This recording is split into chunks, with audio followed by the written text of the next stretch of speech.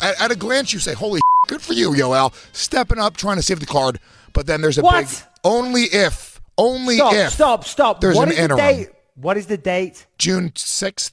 3rd? How is that stepping up? 3rd. April, May, June. That ain't short notice. He doesn't you're get right. props for that. Fine. Stop it. It's not stepping up, but it's still like, look, anybody who says it's a real ass dude move just to come in and say you'll fight anybody. Listen. Stylistically, it's a great fight for Yoel. Yeah, it is. Anderson's always had problems with wrestlers. If they stayed on the feet, there's a high percentage that Anderson beats him, but it ain't going to stay on the feet. He was consistently out-wrestled throughout his career.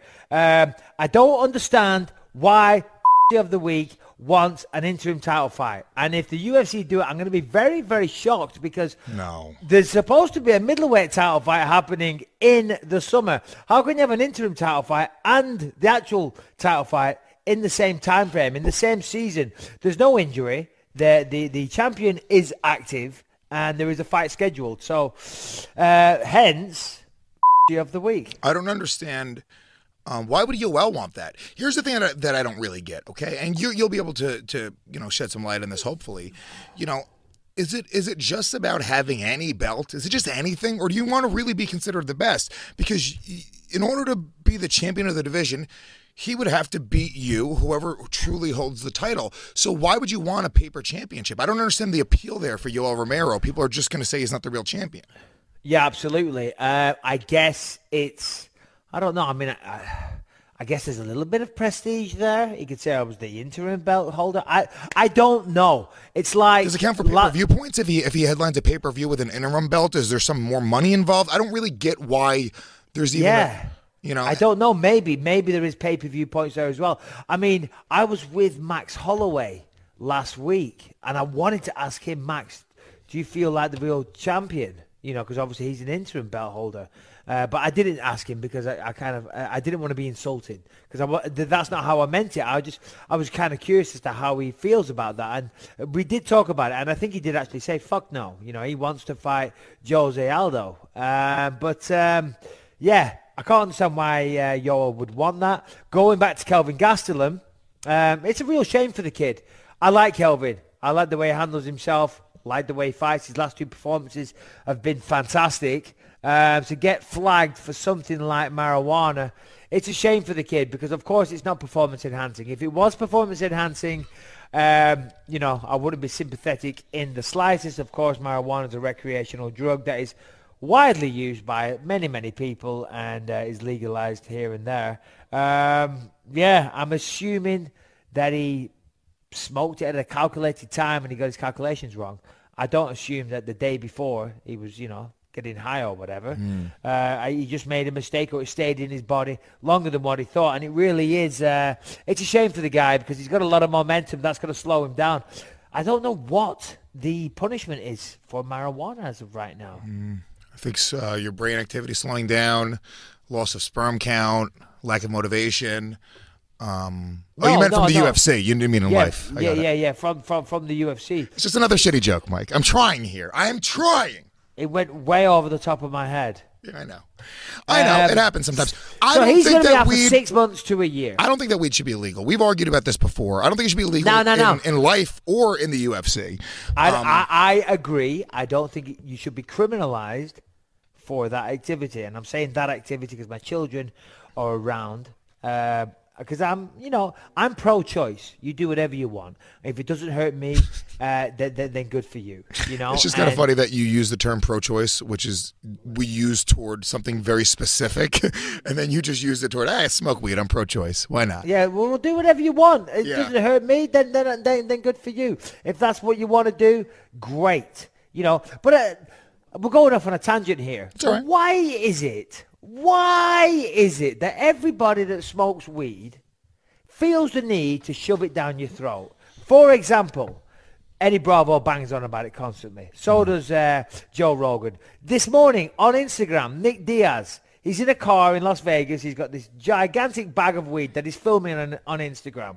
Why does he feel the need to do that? Why, if you smoke weed, do you have to talk about it and show everybody? Why are you going to be so proud of it? Why don't you just do it in private? I'll tell you why, okay? There's two reasons. Tell okay? me why. It's immature. It really is, okay? It is immature. It's not like every time I have a beer, I take a picture of it and go, ooh, look at me. What? I'm having a beer. A lot of people do, though. That's the thing. It's an immature thing as well. With alcohol, people do that. People will be like, dude, I knocked down 14 beers at the party last night. And it's like, yeah, it's kind of a cheesy thing. But I also think because there is it's criminalized. People are going to jail for smoking weed. They're not harming anybody. They're inhaling a plant. It's only, if it's damaging anybody, it's themselves. I think that there's a ton of buzz around it because it is something that, most people kind of agree that it should be at least decriminalized. And I think that just kind of, it creates kind of like this chamber of people constantly having the conversation. And as more people make it recreationally legal, it creates more and more of a buzz. And I think that's one of the reasons why it was made legal in a lot of places, because people are very passionate about it. And truthfully, I'm passionate about people not being put into cages for inhaling a plant. That's silly. Jacare, of course, we all know that Jacare wants his shot at the belt, and he's not happy. Yoel Romero wants his shot at the belt. Luke Rockhold wants his shot. The list goes on and on and on. I understand why they're so annoyed. Everybody wants a shot at the belt. Everybody wants to be world champion. And I wanted to be world champion for a long time prior to getting my title shot. Now we've got Yoel Romero going on. We've got Jacare here. Jacare's, he's going on a tirade lately. He's whining. He says here, I've been very anxious, but nowadays I don't suffer anymore. I'm calm and settled with my work in the UFC and earning a good salary. I'm winning more than Bisping since he doesn't fight. Incorrect. If he's getting by on pay-per-view points, he's dead because his fight with Dan Henderson was shit. Then he goes, trash talk didn't happen because it didn't have to happen, but sometimes I didn't tell the truth, says Jacare. I didn't say what I had to say. If I were to do something different, I would have spoken the truth. More like, look, this guy is a loser. In the old days, I would say that. I wouldn't change my approach, but I'm just telling you the truth, how it is. I should have done that a long time ago.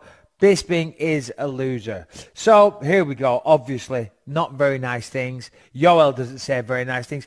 You know what the thing is? I had to wait a very, very long time for my title shot. And I didn't go out there and I didn't whine. I didn't bitch. I didn't go to Twitter and Instagram and in every single fucking journalist that I spoke to. And woe is me and this is ridiculous and the state of mixed martial arts and the UFC is going to shit.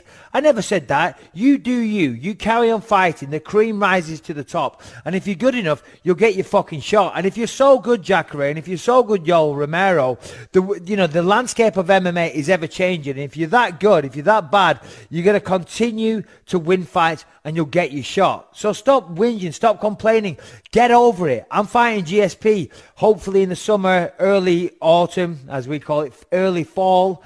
And that's just that. It's set in motion. The fight is happening. It's going to do big business. Get over it. In the meantime, perhaps you guys can rematch because Jacare lost to Yoel, which I thought it was a close fight anyway. I thought maybe that Jacare won that fight regardless. And then, of course, Yoel Romero tested positive. So I don't see why those two guys don't rematch in the interim. Maybe they can be a co-main event on that card. And then I get to face the winner because, of course, I plan on beating GSP. Of course, GSP brings a lot of things to the table, but I plan on winning that fight, and then it will be on to the next contender. So, it goes back to my point what I was saying. When I wanted a title shot, I didn't whine and complain and whinge and bitch. Okay, and if they've got any complaints, make them to the UFC. Don't make them to be me. I'm doing me, you do you. And that's about all I can say, really. Regarding GSP, still no word on an actual date set for the fight. I spoke to Dana via text message a few days ago. Still waiting to hear. I don't think it's going to be in July. July 8th was the date they were targeting. International Fight Week. I don't think it's going to be that date, pardon me. But who knows? Who knows? If I was to be a conspiracy theorist, then I could think that UFC make more money out of GSP being the champion, so maybe they're just, not telling me the date and then throw it on me last minute. And of course, I'm being silly and I'm just saying if I was a conspiracy theorist and paranoid, I could think that, but Dana's always been great to me. But I'm waiting to hear the date. I'm hearing from unofficial sources and sources close to George that it's going to be September, even as late as October. it's a little frustrating. I did say a while ago, I need a date. I do need a date. I need to, I need to plan my life, as everybody does. Yeah. Come on, George, sign the goddamn papers. But not talking about me. UFC 210 this week, and of course we've got Weidman versus Gegard Mousasi. I've got to say I respect Weidman for this fight. I respect him for taking this fight. Do I think it's a smart fight? No, I don't. I don't think it's a smart fight at all. I think it's a bad fight because I think Weidman's going to lose. And I think he's going to lose for a variety of reasons. Now, of course, over the years, me and Chris have kind of had a contentious relationship. I've never really had the nicest things to say about him. I like Chris. I think he's a good dude. I think he's a great fighter. I think he's got excellent jiu-jitsu. He's got fantastic wrestling. And he was a good champion. But I always said that he had an easy road to the title. So that kind of caused me and Chris to have some friction. But I've got nothing personal against Chris. He seems like a very decent person. So I wish him all the best.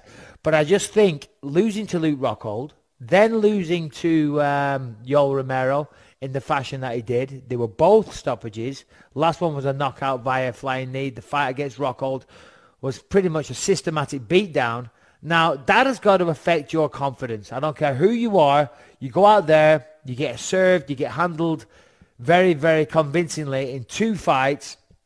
That has to affect your confidence going into this fight. If you look at the 2 on the feet, I've never really seen Chris to be that fast or that slick on the feet. He's kind of robotic. He kind of plods. He's not sharp, and he has a very limited striking range. That's why I thought Luke Rockhold would beat him. And that's why I think Mousasi's going to beat him. I think Mousasi came very, very close to being on the Dutch Olympic boxing team. Of course, he's at home, but this will be his 50th pro MMA fight. Very, very good on the ground. Fantastic striker. And has a lot of momentum. Of course, on the flip side, as I said, Chris isn't as sharp on the feet, and he's lost his last 2. And it really is a big thing. The mental aspect of this sport is huge. And if you doubt yourself, which Chris may do, I'm not saying he's going to. Chris might look like a genius here. He might come back, win this fight, and put himself right back in title contention. Now, of course, that's his plan. That's his big play here. He's going to get right back into title contention. But that's a very risky, roll of the dice, because if he loses it, that's 3 in a row.